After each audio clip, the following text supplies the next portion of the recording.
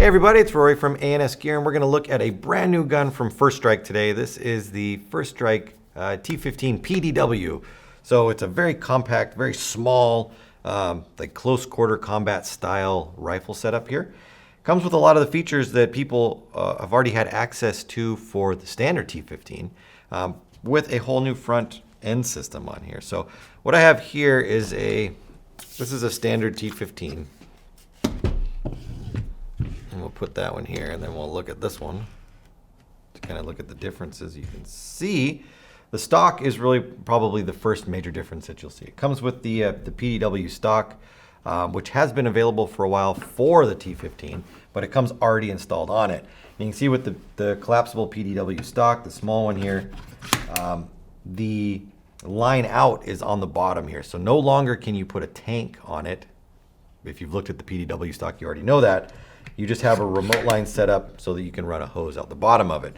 So just putting that on there, you've reduced the size of the gun tremendously, getting rid of that whole back end right there.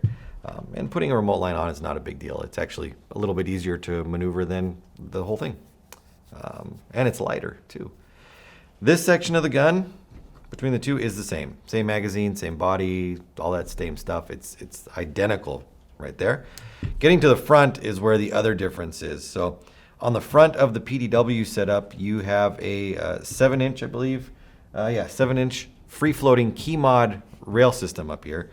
So if you're not familiar with the key mod system, it's a way to lock the accessories on, and it actually makes it easier to take them on, put them off, take them on, put them off, put them on and take them off. So you're not sliding them onto a rail or anything like that. So they're more secure and they lock in better.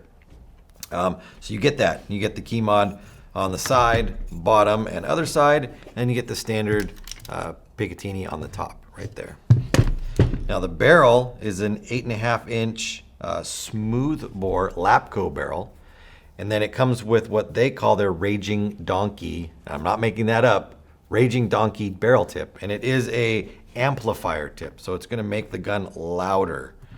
So I'm going to unscrew this off here. You guys can check it out. It's a sound amplifier right there. It is called the Raging Donkey. All right, now the one thing that I've seen with this, I don't want to necessarily call it a drawback because I don't know how often you'll need to take your barrel on and off, but to access the barrel or to get the barrel even off, I couldn't get it off with the handguard on as it was. I had to remove the handguard off because to turn it, you have to turn it counterclockwise to get it to the position where it will come out. And there's nothing sticking out that far to grab a hold of. The flash hider that's on here, if you turn it counterclockwise, it just unscrews and it comes right off. So if you are looking to get the barrel out, you might be able to, over time, as your the locking nub that's inside there kind of loosens up a little bit and the spring loses some of its tension, you might be able to put your finger in and get it to turn and click to the next position and come out. I could not. Obviously this one's brand new. I couldn't do that with this one. So if you wanted to take it off or you needed to get into there, these two screws here, we're going to back them up. And once we get them loose, this will let the handguard come off. So this is the only two you need to worry about right there.